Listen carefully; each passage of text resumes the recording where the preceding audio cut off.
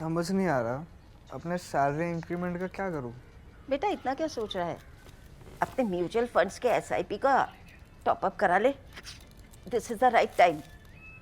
क्या? समझ में नहीं आया।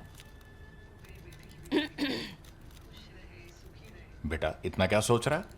अपने म्यूचुअल फंड्स का एसआईपी टॉपअप करा ले। This is the right time. अब समझा।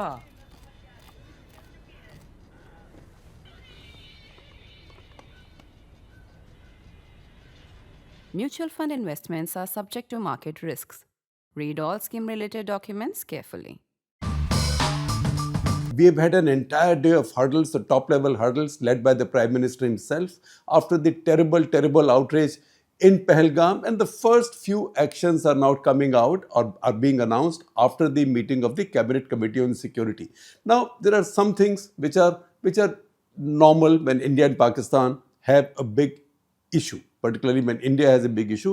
Pakistan did some of that also when India abrogated or made irrelevant Article 370 of the Constitution in 2019. However, this time there is something much more significant from the Indian side.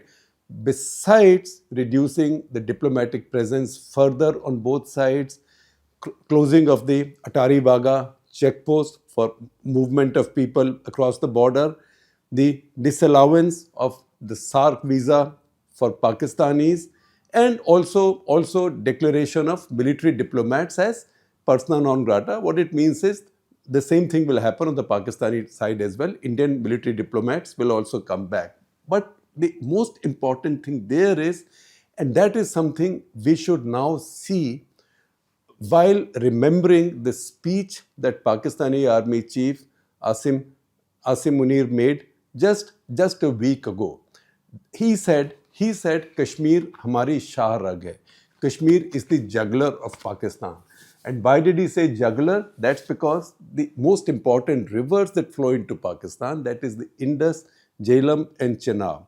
Under the Indus Waters Treaty, those three rivers, the water of those three rivers fully belongs to Pakistan. India is supposed to let all that water go into Pakistan, while it can keep a little bit for local irrigation and drinking water purposes. Even if India were to make any dams there, these will be run-of-the-river dams. They'll be subject to international inspections and also inspections by Pakistani delegations, and those talks and controversies go on all the time. If he said this is the Shahrag or juggler of Pakistan, and this makes it worth Pakistan's while to even go to war with India over Kashmir, India has now put the Indus Waters Treaty in abeyance. India has not abrogated it, but India has put it in abeyance. That is going to light some fire in Pakistan, because the Pakistanis will really worry now, because for decades now, they have made the case over Kashmir, their country's case over Kashmir, saying that if Kashmir is not in Pakistan's control, then India can stop the flow of these waters into Pakistan anyway, so that will be like choking us at our jugular.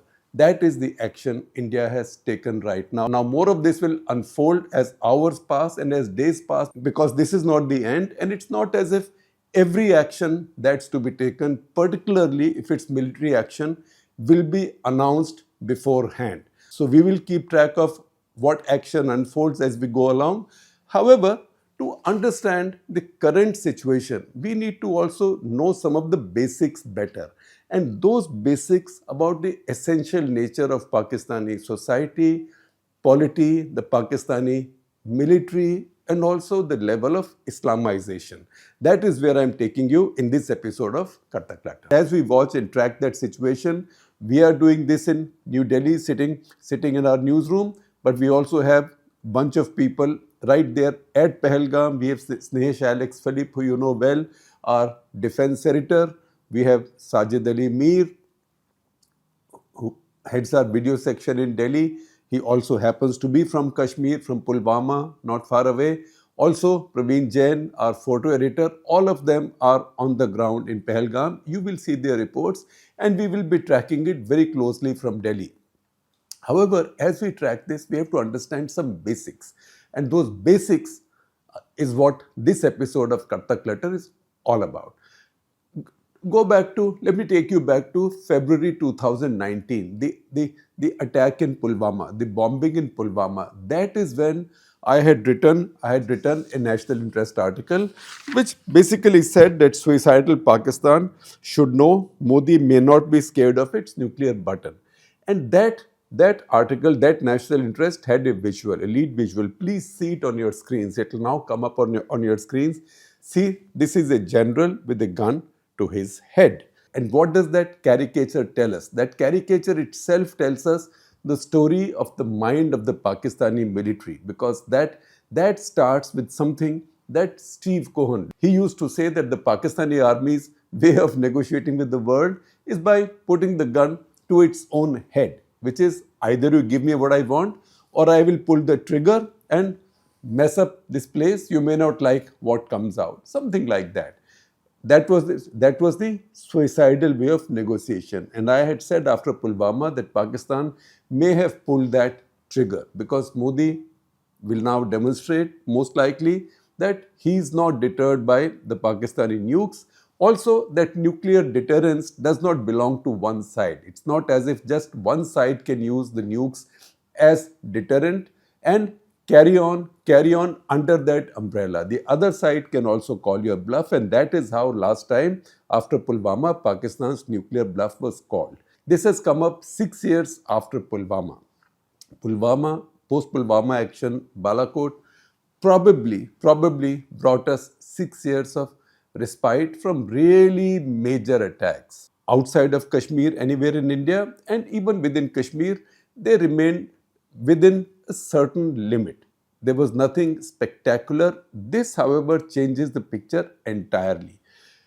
As the response, as I said earlier, is designed and decided in this case, let's also try and understand how the Pakistan we are dealing with right now is different from what we might have seen in the past. Because we tend to look at Pakistan in terms of set stereotypes, Army, Allah, America, between the mosque and the military, etc., etc.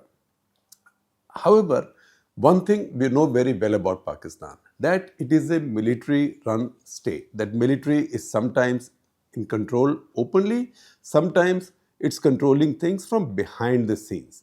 There, once it controls things from behind the scenes, we can see also in Pakistan's history, chiefs who actually control things from behind the scenes have lasted longer, have been more secure. Chiefs who were not controlling things from behind the scenes, who were actually letting their governments reasonably be, as long as they thought that they were in the picture or their concurrence was taken for any of the decisions central to their interest, that is policy with India, policy with China, policy with America, in old days with Afghanistan as well, they let the government be. Those chiefs either did not last long enough. I gave you the example earlier of General Asif Nawaz and General Jahangir Karamat. I will tell you about their tenures. Both could not complete their tenure. Asif Nawaz died in harness. There were many controversies around that. Jahangir Karamat was fired by Nawaz Sharif. So if he was the kind of chief who was manipulating, who was running things from behind, who was keeping political control or control over the political government, Nawaz Sharif would not have been able to fire him. However, those that controlled things from behind, those they became a state within the state, the deep state within the state in front. They not only survived, but they actually had longer tenures. Another of the more recent chiefs, the post-71 chiefs, who completed one term and then retired on the due date, a rare Pakistani chief, General Abdul Wahid Kakar, again a very, very low-key, non-interfering, non-political type of chief, also had a tenure in a less exciting time. We've seen many chiefs in Pakistan. None of them was really an Islamist. Ziaul Haq, many in India would think, was an Islamist. He became a bit of an Islamist as he went along, but he was not born or brought up as an Islamist. He was the son of a Maulvi, but he had modern education. He went to St. Stephen's College and did not really practice that kind of Islam until much later after taking power. So I knew somebody who used to be his senior, General Mahmood Durrani, who became Pakistan's national security advisor for some time. We spent some time together on the Track 2 circuit in the late 90s, early 2000s. And I did speak to him about General Zia in terms of how much of an Islamist was he. And he said he wasn't an Islamist to start with. It's only when he took power, unseating and jailing Zulfikar Ali Bhutto, that people started telling him, look, you have some divine power. That's why nothing's happened to you. You've been able to jail Bhutto, who was very popular, and take over power. Then he hanged Bhutto. And again, people said to him, see, you must have some divine blessing that you've been able to do this without anybody messing with it. Then the Soviets came into Afghanistan. When the Soviets came into Afghanistan, then the sycophants, particularly Islamist sycophants around Zia, started saying, see, General Saab, Allah had specially brought you in here, right? All the special things that happened in your life, your promotion over the head of many others who were senior to you, your success in jailing Bhutto and taking over power, your success again in hanging him, all of that happened because Allah knew, God knew that Soviets will come into Afghanistan and a jihad will need to be fought. So you are needed to fight this jihad. Through this process, Zia became more and more of an Islamist. And earlier, while he would go to Kaaba as a very devout Muslim, now he became very emotional on his Kaaba visit. So he did get Islamized, but he wasn't an Islamist by training, by upbringing, or also by the knowledge of the scriptures. All the other chiefs in Pakistan that India has dealt with, going back to Field Marshal Ayub Khan to Musa Khan, who sort of served as a chief under him, and then Yahya Khan, these were whiskey drinking chiefs. Then came Zia, who wasn't a whiskey drinking chief, but as I told you, only part an Islamist, also an Islamist in evolution. He evolved into an Islamist, wasn't brought up as one. Then among his successors, there was Mirza Aslam Beg, again not that politically a chief, he was also a chief in difficult times, challenging times for Pakistan, completed his full tenure. By that time, power had shifted, the establishment's power had shifted mostly to Ghulam Ishaq Khan, the president, who embodied both the military authority as well as the civilian authority. And he was the one who was firing prime ministers at that point. He fired both Benazir Bhutto and Nawaz Sharif at different points of time. Then you again got some whiskey drinking chiefs, or chiefs who had pet dogs, Musharraf, Jahangir Karamat, Asif Nawaz, and so on. Any Pakistani chief was actually not an activist chief. Raheel Sharif was the most recent one, just completed his tenure and went away. All the others who became activists and who controlled power from behind, they had longer tenures and they also made more news. What we have right now is a combination of one controlling power from behind and makes no secret of it. He is, in terms of the hybrid state, he has made this the most hybrid of all.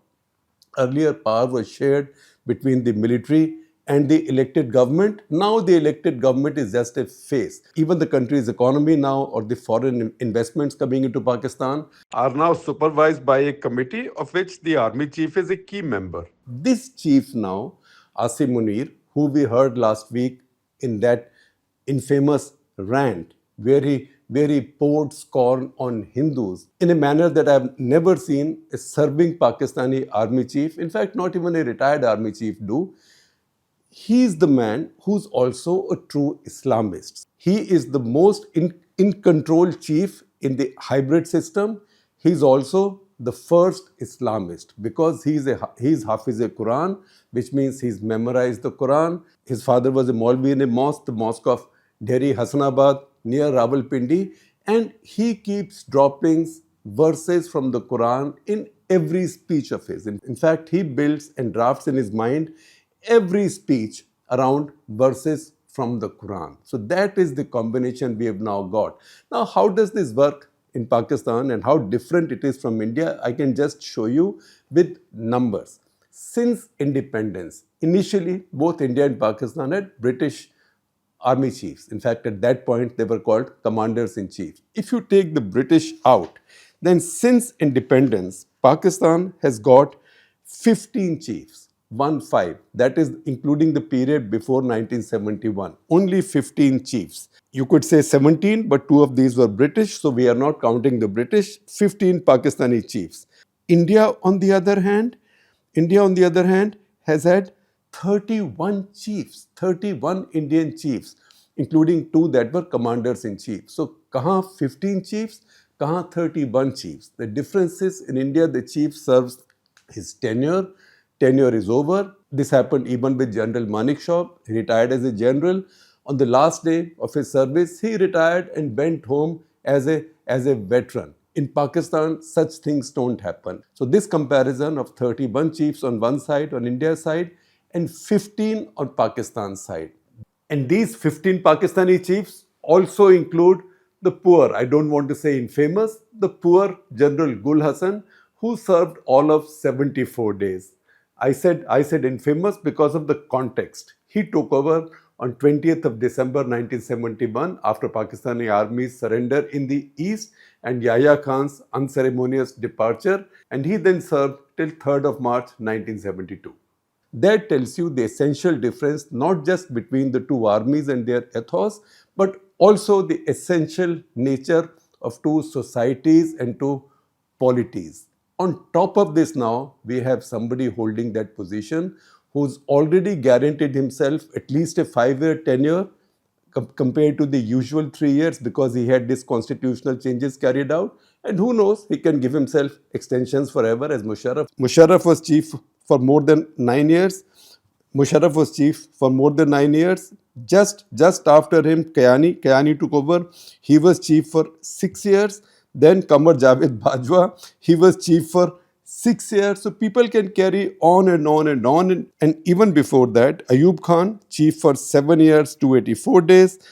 Musa Khan, who served as chief under Ayub Khan, whatever that means, for 7 years and 364 days.